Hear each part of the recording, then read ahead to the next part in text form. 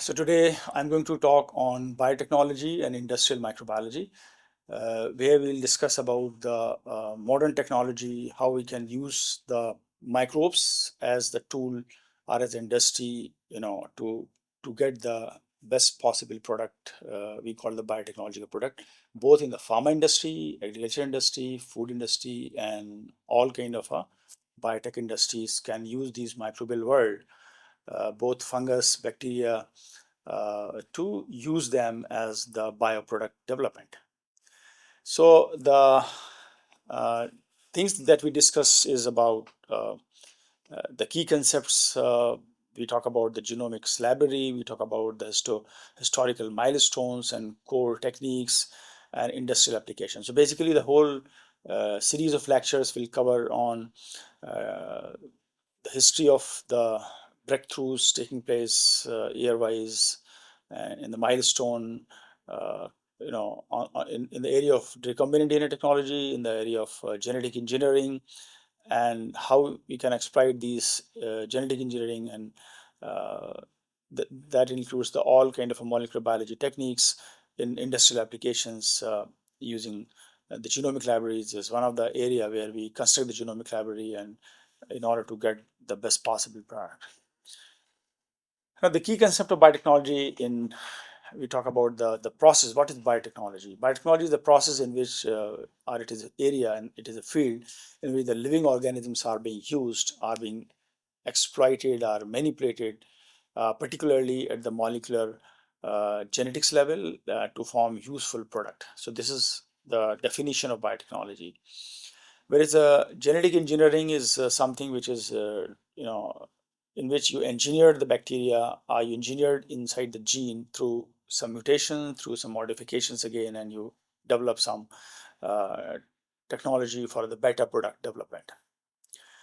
Recombinant DNA technology is a core technology which is part of the genetic engineering or biotechnology, both you can say, where the specific DNA, a specific gene, is being cloned into the bacteria or in organism, maybe in yeast system or in prokaryotic system, that is in bacteria, and which can, after recombination, they can produce, the bacteria can produce the required amount of, or the desired amount of, or desired quantity of, or desired type of, rather, the product from the bacteria. Cloning is a terminology which is used, again, it's the same thing like recombinant DNA technology is basically based on the cloning. You clone the gene in the DNA, and after cloning the gene in the DNA, we generate and we develop this product. Steps of cloning in cloning a gene. So what are the different steps? We also discuss these things in detail in subsequent slides, but here just a glimpse of it. What are the different steps in cloning? Cloning means like you have a gene. I can show you this. For example, this is a gene, right? And say I call it 5 prime and 3 prime and 3 prime and 5 prime. And doesn't matter, I mean, the ends at this level, but just talk about this is a gene. Now, this is a vector. So this gene is inserted into the vector, and after insertion into the vector, you have this kind of a structure. It means that gene is inserted into this vector, Now, this is basically recombinant DNA we call it, because it is through recombination process, So recombination process cause this two DNA combine and to form recombinant DNA. So we call the rDNA recombinant, and this process is called cloning a gene. Now, why do we call the cloning a gene? We call this cloning a gene because cloning means like the molecule that we formed. This molecule that we form here, say for example this, right? Now, when you transform into the bacteria, this bacteria is called clone, right? Why it's called clone? Because it can produce same genotype type or same type of bacteria having same gene, same recombinant molecule in large number or high scale. And every bacteria which produce from this bacterium after transformation of this is called clone, because clone means like exactly similar. Just like you get a photocopy of something, Xerox. So Xerox is a clone of the book, your paper, your anything that you get a photocopy. So it is just like a photocopy, carbon copy of it. So we call them as a clone. It has a several step in cloning process, as most of you might know it. For example, we have isolation of a DNA. First step is isolation of a DNA, right? So isolation of DNA is again very important. Then you have a use recession enzyme to cut the DNA, right? Why we cut the DNA, we'll discuss it later on. Then we have to generate the recombinant molecule after the cutting the DNA. So the idea is that the enzyme which is used to cut, for example, ECO R1, R hint 3. So these are the restriction enzymes which are used to, we'll discuss in later slides what are the restriction enzymes. So when you cut this DNA, it will give you this kind of a structure, a sticky end. And same cut take place in the vector like this, and the vector is like open with this kind of a structure. So you have a sticky end here like this, and this sticky end in the vector and in the gene should be same and complementary to each other, right? So this is the beauty of the, so it means EcoR1 or hint3 or both should be used to cut gene as well as the vector.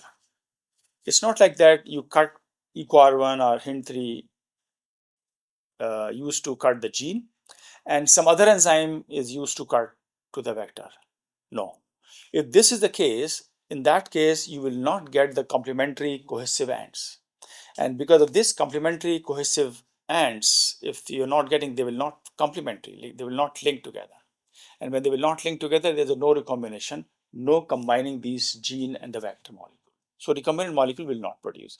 Therefore, it is important to use the same enzyme so that, because why the same enzyme? Because each enzyme has its basis. Each enzyme cut at a specific site, and this site may be 4 cutter, 6 cutter, 7 cutter, right?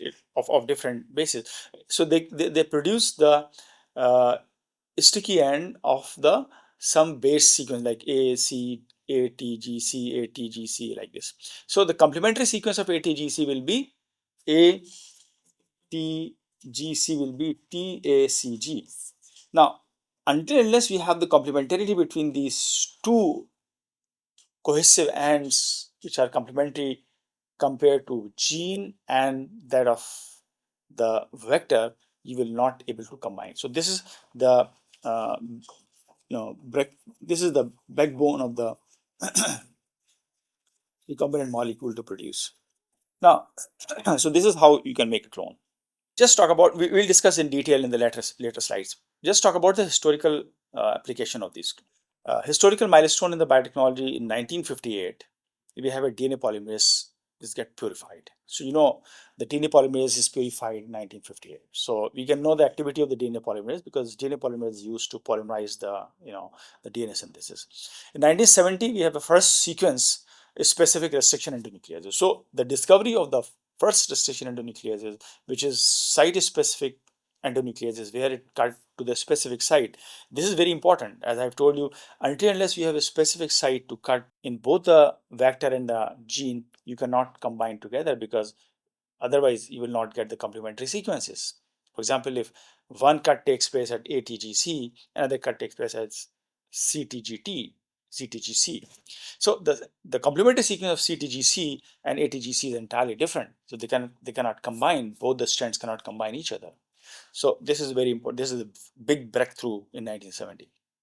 And that's what the cloning starts from there, 1970 onward. 1972-73 is the first recombinant DNA molecule generated after just the discovery of the endonucleases, restriction endonucleases.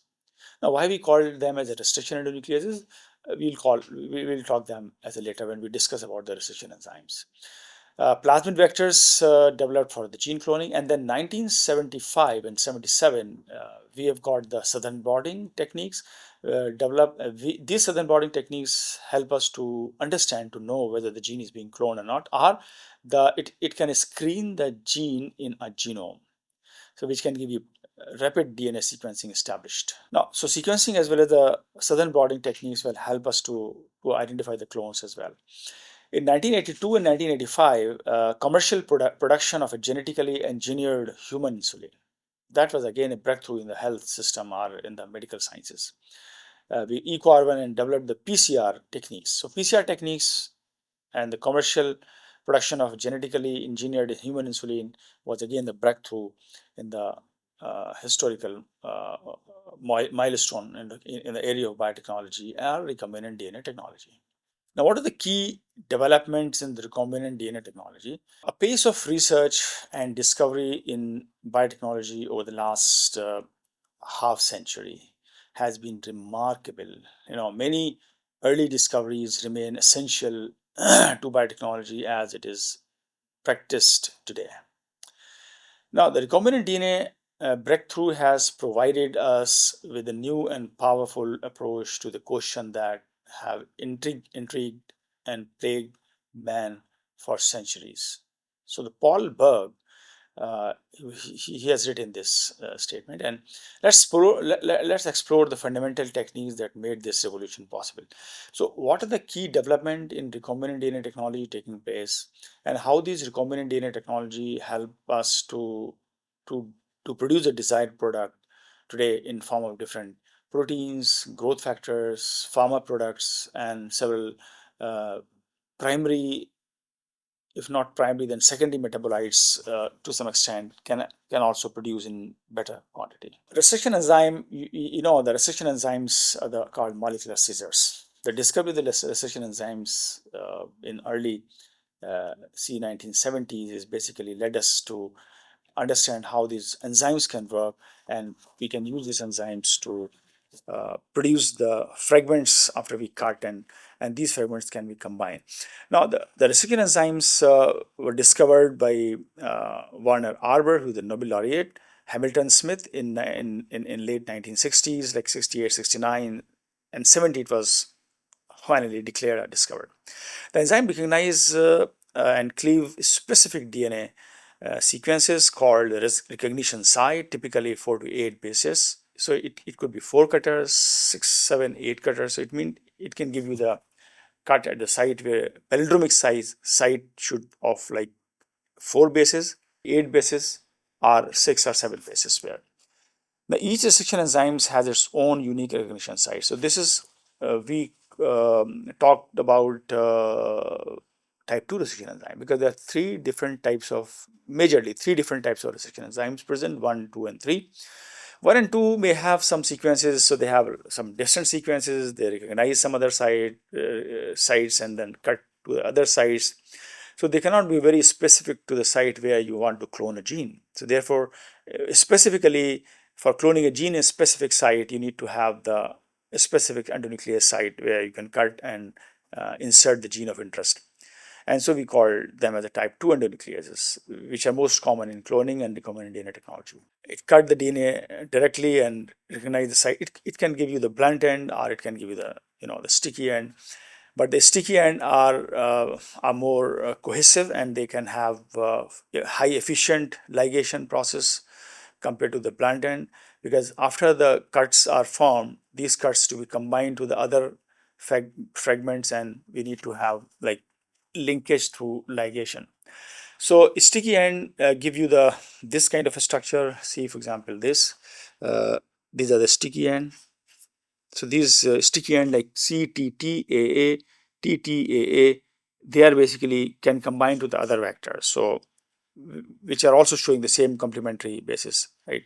Whereas the blunt end is basically give you the blunt end is like you can give you this kind of a structure. So for example, if you cut this, it can cut here and give you like these two molecule, and you can have whatever ATGC, ATGC, but you can have only OH link here and P is to combine together.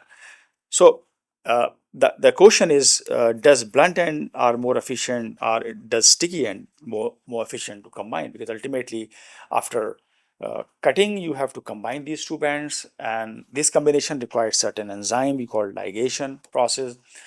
So, for example, EcoR1 cleaved give you the sticky end, where ALU and HAE3 give you the blunt end cut. The challenging is part is that how you combine these blunt end. So there is called ligases, especially we call T4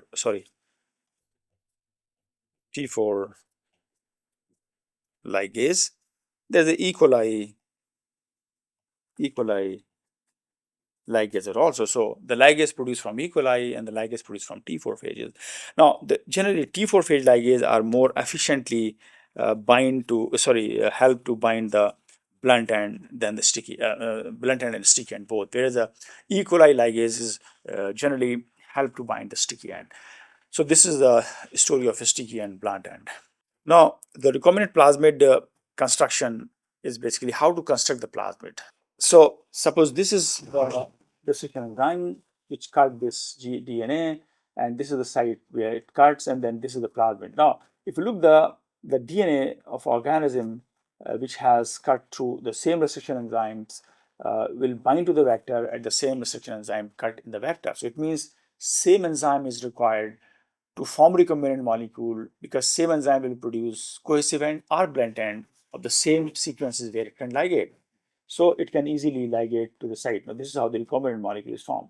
Now this is recombinant plasmid. So there are two terms we call insert, INSERT, insert, and construct. Insert means the gene, DNA, or the fragment of DNA, or the fragment of genome, which is going to combine with the vector. And there's another word called vector.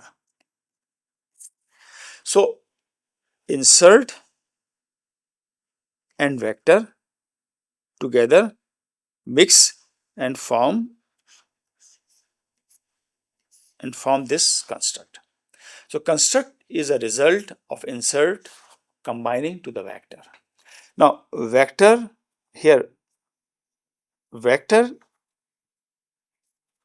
combined with insert give you the construct will only when same kind of, so we call same restriction enzyme used. When you use two different type of restriction enzyme, it will not at all work. And this is how the cloning reaction works. Genetic cloning and cDNA synthesis. How you make a cDNA synthesis? Genetic cloning and cDNA synthesis. Cloning we already talked about. Cloning means like the same kind of a molecules are cloned, where you have construct which is formed. When transformed into the bacteria, it can produce a clone. So what is here important is to understand that, say for example, construct, I call it like this, construct, call it construct. So this is the vector plus I is insert, called construct. Now this construct to be transformed into the, say this is the bacteria, I will call it E. coli, sorry, E. coli. Now this E. coli, when its vector is transferred in that, then this E. coli carry this vector, right? Now when we grow this E. coli, it will produce like million copies. Now these million copies are basically clone of this. So this is called the cloning, genetic cloning. Why we call it genetic cloning? Because in which the DNA, genes are involved to clone, or genes are involved to modify. So it's a major breakthrough in 1972 by David Jackson, Robert Simon, Paul Berg, who successfully generated the first recombinant molecule. Now, it allowed the cohesive ends or blunt end DNA fragments to anneal in the base pairs manners. For example, ATGC. So we have a ATGC, TACG. So ATGC combined with the TACG. Now, this is how covalently joined fragment with the DNA ligases. And enzyme is called DNA ligase, which combine. Now, when this combined form, when these molecules form, they are producing the different molecule complementary DNA synthesis takes place after ligations and form the cDNA molecule. Now, if you look in the figure where we have explained to in the very crude form of these diagrams, here you can see this is the add a poly A primer, so it can combine, right? And this single molecules, RNA molecules, can combine after the primer design to form cDNA molecules. Now, uh, what is the use of cDNA? cDNA is called complementary DNA, right? So DNA produce mRNA, and this mRNA is utilized to form complementary DNA. Suppose this is the mRNA, so you can make a copy primer, and you can make a copy of extension of primer through polymerase, and you call it a cDNA. Now this cDNA is used for the complementary DNA, used for the various cloning purpose. The libraries which are formed, we call cDNA libraries, are made through this cloning technique. We call shotgun cloning techniques. So the cloning and cDNA synthesis are hand in hand, and the technique which is used to form this is called PCR, polymerase chain reaction, because we need to amplify this primer through polymerizations and make a large number of copies of cDNA. Now, how to check the cDNA? So this is how the double-stranded DNA is formed from here. Now, how the cDNA is formed and how the cDNA is basically checked whether cDNA has been formed or not. So for that, you need to have like you know uh, several techniques, like you can use the restriction digestion by fall-off. You can check if you have a specific site where you made the recombinant molecules, and you can make this cDNA also for the southern blotting. Sorry, northern blotting can also help you get the more cDNA molecule produced. Sequencing can also help to identify the cDNA molecule, and these cDNA molecules get cloned into the vectors for the cloning purpose, for the sequencing purpose. So ultimately, you can get the whole sequence of this vector with the universal primers and get this sequence of the cDNA molecule. So this is all about genetic cloning. And now, in conclusion, we can say that recombinant DNA technology or cloning is one of the most state-of-the-art techniques today, where we can produce a lot of product. We can produce proteins. We can produce recombinant molecules. Can produce like recombinant proteins. We can produce growth factors. We can produce various pharma product. Insulin is one of the best example for this recombinant molecule, how the recombinant insulin reduce the cost of the insulin product. Earlier, when the insulin was started, it was just like a very expensive insulin, and so because the insulin was produced either through culture of the pancreatic cells or through pig cells, pig pancreatic cells, that was a very expensive. But now, since the insulin can be produced from the it can also produce from the human pancreatic cells, which is very expensive. Now it is start producing through recombinant molecule, where you can use the bacteria and you can clone the gene, insulin coding gene, into the bacteria, and bacteria, you can grow bacteria in as much as you want through the fermenter, through bioreactors, as we discussed in my earlier lectures. So these bioreactors and fermenters can optimize to produce the best quality insulin. And then for the pharma companies and pharma industries, they use the same technique to produce this insulin, and the insulin is useful for the purpose of control the diabetes. So this is a very important techniques. I think you can learn it, and you can also have some experience in the laboratory where the molecular biology experiments are going on. So you can also learn hands-on cloning techniques. Okay, thank you very much. Now we have another lecture soon.